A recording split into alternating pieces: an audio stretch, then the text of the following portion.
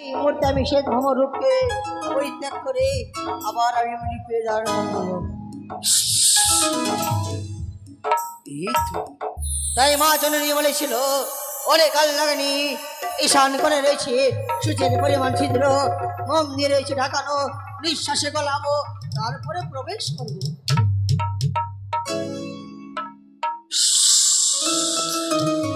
এই তো প্রবেশে গলিয়েছি। এই মুহূর্তে আমি সেই বাসার ঘরে প্রবেশ করি।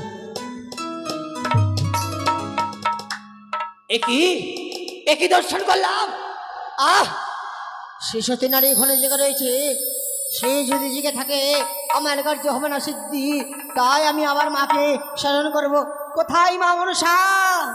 পরিণামিনী মা এমন কি হইয়াছে নাগিনী? কি করে দংশন করবো মা? সেই সতী নারী ঘরে জেগে রয়েছে। তবে বেশ, এই মুহূর্তে তার চোখের মাঝে আমি নিদ্রা প্রবেশ করাবো। তাই কোথায় কালে নিদ্রা? যাও এই মুহূর্তে গিয়ে বসো সতীর পলকে।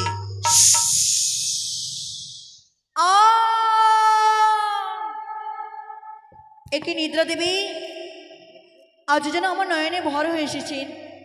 ওই নিদ্রা দেবী, তোমার চরণে প্রতিষ্ঠি আমার শতকোটি প্রণাম। আমার নয়নে প্রতিষ্ঠা করে না নিদ্রা দেবী। এই নয়নকে সরে দাঁড়াও, আমাকে নিজে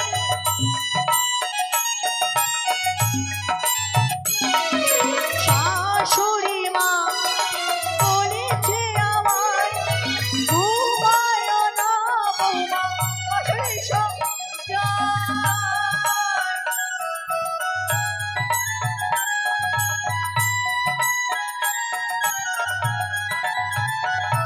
আর ঘুম দিও না নয়নে, প্রণাম জানাই চরণে।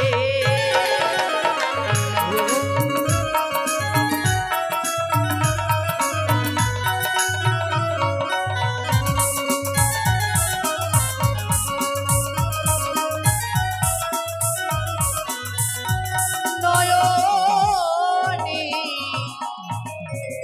প্রণাম জানাই চরণে।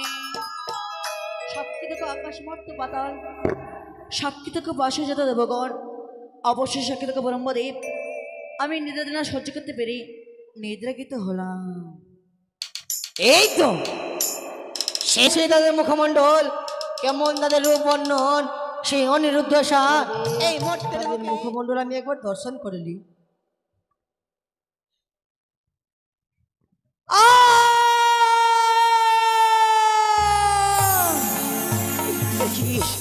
একই দর্শন করলাম। এত সুন্দর রূপ, এত সুন্দর চেহারা, আমি কি করে দংশন করব?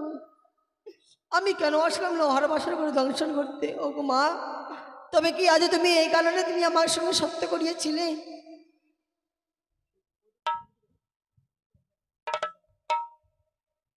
ওই আমি কেন বায়া শিলাম রে বিধি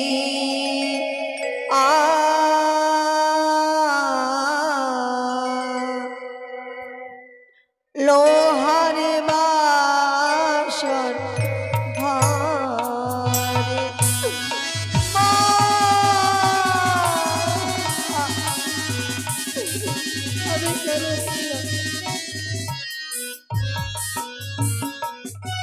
আরে হাই রে আমার দারুণ বিধি।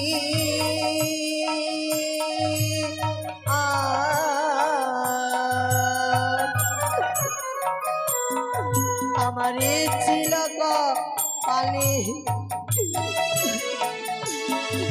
আর কেন ভায়া ছিলাম আমি পালা দংশী বারে। ভগবান, আজ কি কারণে তুমি আমাকে পাঠালে লোহার বাসর ঘরে?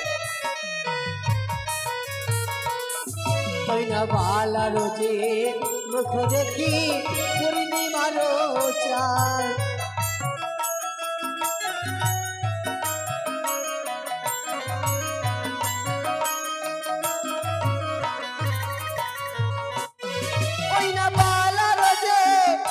একশোখানি হারিয়ার চামচ। ওরে বাবা, ওরে লক্ষাই, একটুখানি কথা বলে বাবা বল। আরে রাধা কৃষ্ণের মতো তারা আছে যুগলে ঘুমাই। বিমলা, ওরে বিমলা মা, লক্ষাই, ওরে লক্ষ্মীর একটুখানি কথা বলে বাবা, কথা বল।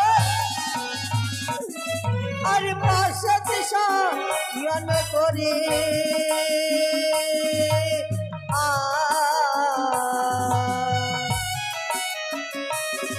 ওই না বেহুলা সুন্দরী আমি।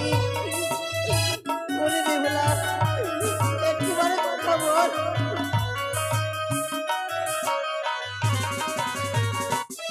আরে কে মনে দংশী বই আমি, দক্ষিণ ধরে আমি।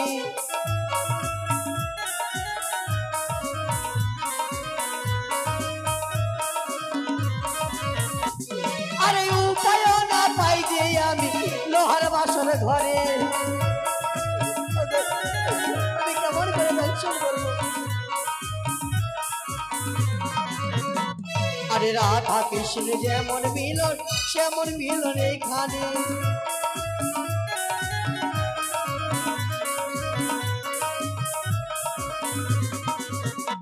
আরে যুগলে সায়ন করে এই না বাসর ঘরে আমি। দেবী, দেবী, দেবী, ওরে না দেবী। আজ বেলা গেল, সন্ধ্যা হলো, হয়ে এলো ভোর। যমুনা হে সেদিন আগের কান্নার সুর। লক্ষিন্দরকে দংশন করতে পাও যদি এত দুঃখ, কেমন করে দেখাবে সর্পকুলের মুখ? আগো মা, দুঃখ পাইনি মনে, সর্প আঘাত করতে তাকে আমার প্রাণে গাধা নাই। কিন্তু মা, কি করে দংশন করবো মা? তা যে ফুলের চেয়েও মধুর, পালা রঙে নেই কোনো পাপের চিহ্ন। যে সামান্য সে পাপের চিহ্ন দিয়ে আমার কাল করে বিষ, সে বালার অঙ্গে ঢালবো মা, আমি যে উপায় পাই না খুঁজে। অরিনাগিনী, সে দেখো বাসনের ঘরে আজ অস্তপ্রদীপ প্রজ্বলিত রয়েছে। নিঃশ্বাসের ফলে প্রদীপ নিভে যাবে, প্রদীপের তেল ছিটিয়ে দেবে লক্ষিন্দ্রের অঙ্গে, অপবিত্র হবে সে।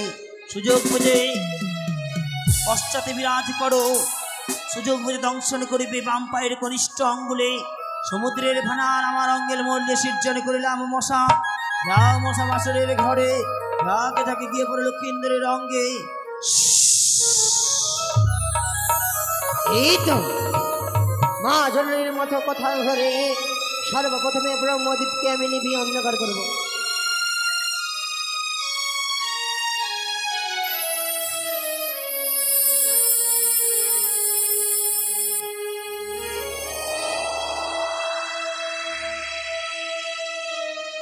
এই তো ব্রহ্মদ্বীপ অন্ধকার হয়েছে, অন্ধকারে পরিপূর্ণ হয়েছে লোহার বাসর ঘর।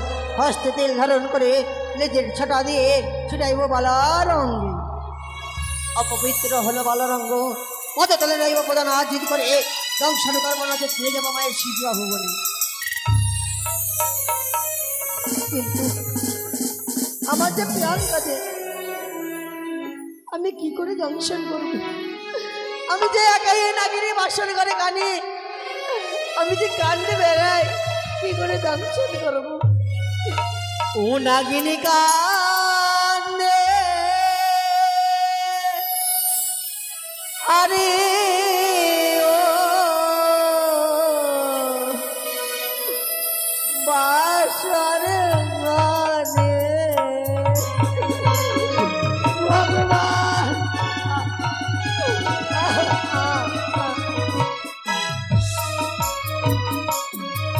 আরে উঠো উঠো ওরে লখাই, উঠে কথা বলো।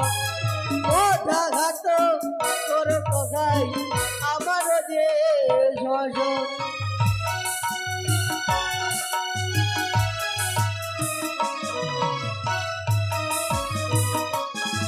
আরে শোন শোন ওরে লখাই আমারই বচন, উঠিয়া পদাঘাত করো মস্তকের উপর।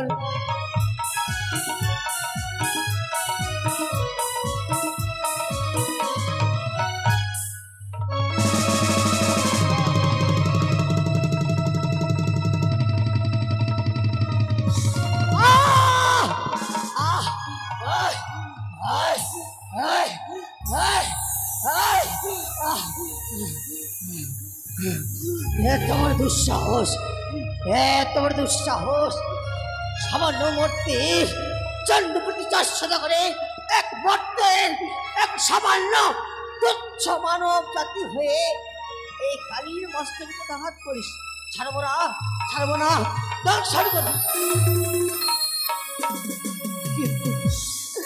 কিন্তু অদূর হইতে কে যেন বাধা দে, ওরে নাগিনি, এই কাজ করিস না। এই কাজ করলে তুই যে একটা মা জননীকে তুই অসহায় ফেলবি, তাহলে কল হারা করবি তাকে। কিন্তু তাই মায়ের কথা মতো প্রথমত নিজে ভাই বলে ছেড়ে দিলাম। দ্বিতীয়বার যদি এই ভুল হয়েছে, এই কালকুটে বিষয়তে তোরে কেউ বাঁচাতে পারবে না। আমি 2 হাত ভরে তোকে দুটি চলা করে আমি তোর কাছে মিনতি চাই, তুই প্রদান করিস না। আমার যে মন চায় না তোকে দংশন করতে।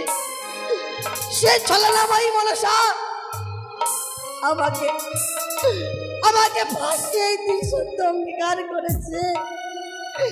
তার কথার জন্য আমাকে আজ এই কার্য করতে এসে, তাই লখাই, তুই লখাই আরে পদাঘাত করিস না। যা, তোকে আমি নিজের মতো প্রথমত তোকে নিজের ভাই বলে ছেড়ে দিলাম, তোকে ক্ষমা করে দিলাম। তুই আল্লাহ অঘাত করিস না, আর পদাঘাত করিস না।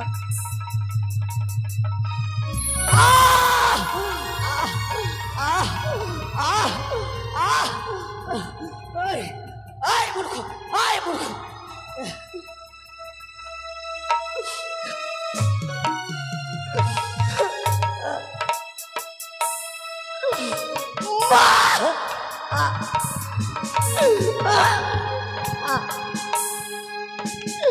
কে আমার কার্যে পাঠিয়েছে মা?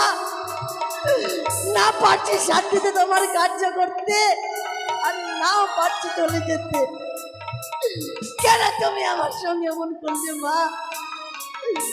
আমার যে প্রাণের চাই না তাকে ধ্বংস করতে, তাই আমি দ্বিতীয়বার তোকে ভুল করে ক্ষমা করে দিলাম। সাক্ষী থাকো চন্দ্র সূর্য, তাদেরকে বলে তোকে আমি ক্ষমা করলাম দ্বিতীয়বার। কিন্তু তৃতীয়বার যদি ভুল হয়েছে, তোকে ওই মৃত্যুর হাত থেকে কেউ বাঁচাতে পারবে না। কথা দিলাম তোকে আমি লোহার বাসন ঘরে, তৃতীয়বার জন্য এই ভুল যেন না হয়।